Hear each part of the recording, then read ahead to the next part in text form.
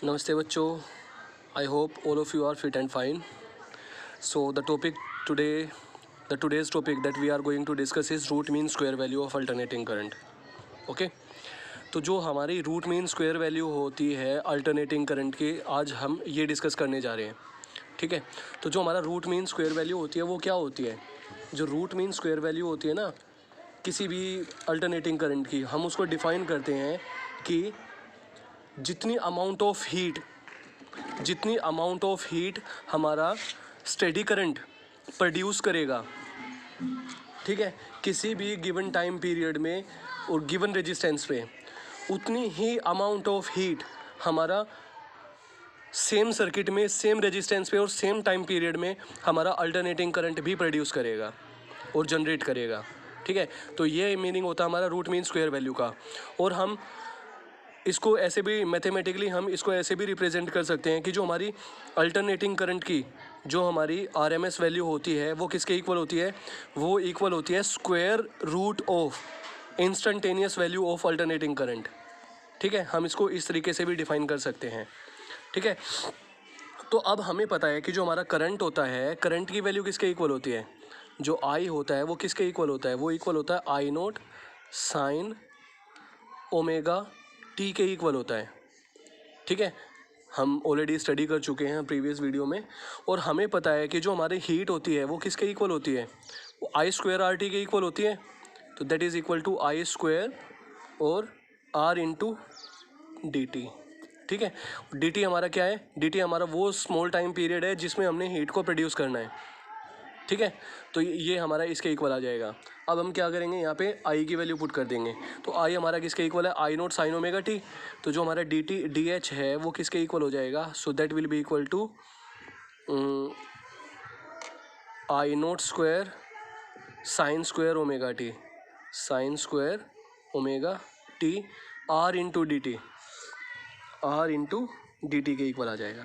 अगर हमें total amount of heat find out करनी है पूरी की पूरी साइकिल के दौरान की, जो हमारी फुल साइकिल है, फुल साइकिल में कितनी हीट प्रोड्यूस होगी, तो हम क्या करेंगे, इसको इंटीग्रेट कर देंगे.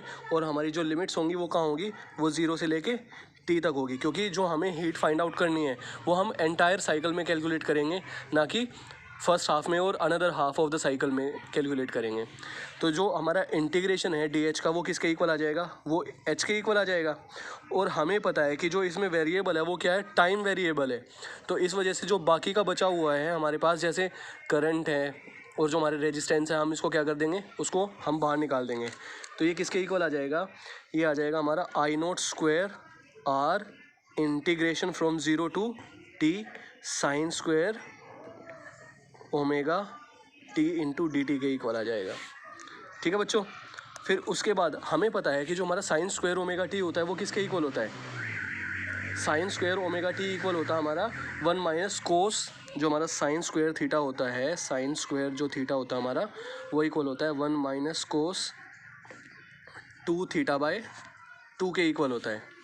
ठीक है. तो हम क्या करेंगे, यहाँ पे इसकी वैल्यू पुट कर देंगे. तो जैसे ही हम इसकी वैल्यू पुट करेंगे तो हमारे पास क्या आ जाएगा?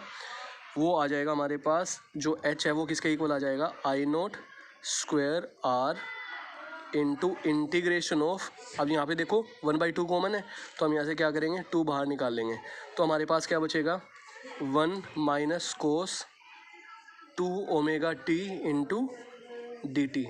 और जो हमारी लिमिट्स है वो कितनी है? 0 से लेके टी तक हमारी लिमिट्स हैं.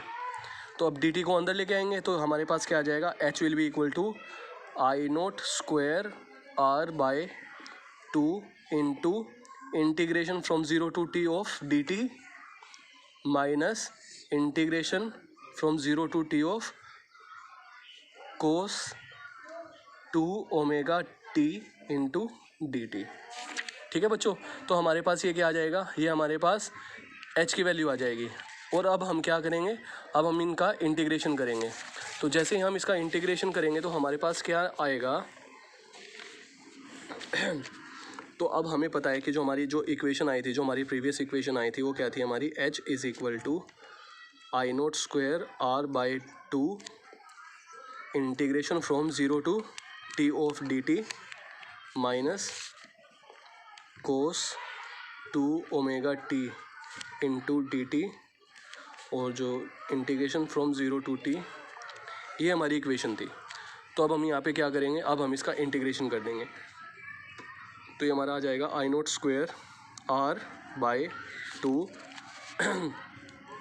इंटू डी टी का इंटीग्रेशन टी के इक्वल आ जाएगा, ये हमारा टी के इक्वल हो जाएगा। और जो हमारी लिमिट्स होंगी वो कहाँ से कहाँ तक होगी, 0 से लेके टी तक होगी। तो हम यहाँ पे जो हमारी लिमिट्स होगी वो फ्रॉम 0 टू टी हो जाएगी, माइनस कोस 2 ओमेगा टी का जो इंटीग्रेशन होगा वो किसके इक्वल होगा, वो हमारा साइन के इक्वल होता है, साइन 2 ओमेगा टी। अब जब हम ओमेगा टी 2 ओमेगा टी का इंटीग्रेशन करेंगे तो ये किसके इक्वल आ जाएगा, ये हमारा 2 ओमेगा के इक्वल आ जाएगा। और जो हमारी लिमिट्स होगी वो कहाँ से कहाँ तक होगी, वो होगी हमारी 0 से लेके टी तक हो जाएंगी। ठीक है, तो अब हम यहाँ पे क्या करेंगे, अब यहाँ पे हम इसकी लिमिट्स है वो लिमिट्स पुट कर देंगे। ठीक है, तो जैसे हम इसकी लिमिट्स पुट करेंगे तो हमारे पास एच है वो किसके इक्वल आ जाएगा, वो आ जाएगा I naught square are upon 2, अब upper limit minus lower limit.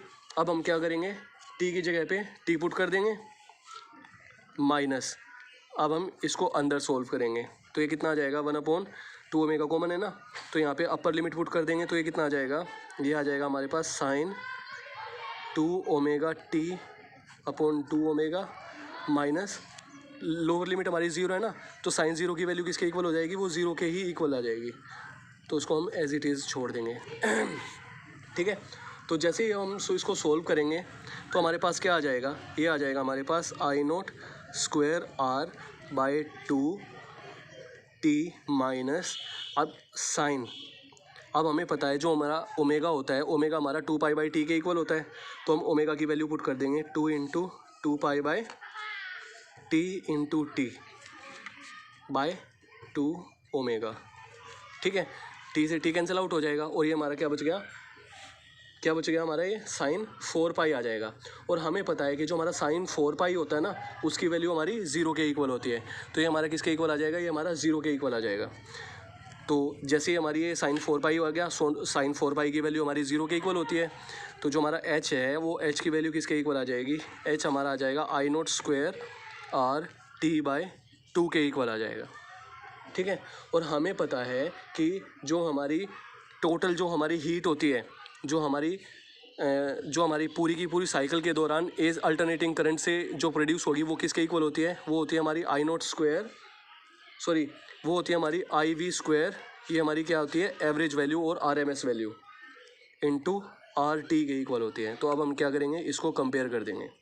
ठीक है, तो जैसे हम इसको कंपेयर करेंगे तो हमारे पास क्या आ जाएगा, तो हमारे पास आ जाएगा जो हमारा आई वी है उसका square into R into T that is equal to I naught square are T upon 2 आ जाएगा। देखो आर टी से आर टी कैंसिल आउट हो जाएगा, तो हमारे पास क्या बच जाएगा, तो हमारे पास जो आई वी है, जो हमारा आई वी है वो किसके इक्वल आ जाएगा, वो आ जाएगा root of I naught square upon 2 के इक्वल आ जाएगा। तो ये तो हमारा आई आ जाएगा आई नोट, और ये हमारा रूट 2 आ जाएगा। तो जैसे ही हम इसको सोल्व करेंगे तो सोल्व करने के बाद हमारे पास क्या आएगा, 0.707 ऑफ आई नोट। तो इसका मतलब क्या हुआ, इसका मतलब हुआ आई वी हमारा क्या है, इसको हम इसकी आर एम एस वैल्यू भी बोल सकते हैं, इसकी हम वर्चुअल वैल्यू भी बोल सकते हैं, इसको हम इसकी इफेक्टिव वैल्यू भी बोल सकते हैं। तो जो हमारी इफेक्टिव वैल्यू आएगी अल्टरनेटिंग करंट की, वो किसके इक्वल आएगी, वो इक्वल आएगी 0.707 times to the peak value of alternating current. I hope this topic will be beneficial for all of you. तो अगर आपको कोई भी डाउट है, कोई भी क्वेरी है, तो प्लीज़ कमेंट बॉक्स में उसको ज़रूर कमेंट करना, और मेरे इस चैनल को प्लीज़ सब्सक्राइब करना और इसको फॉलो करना। Thank you.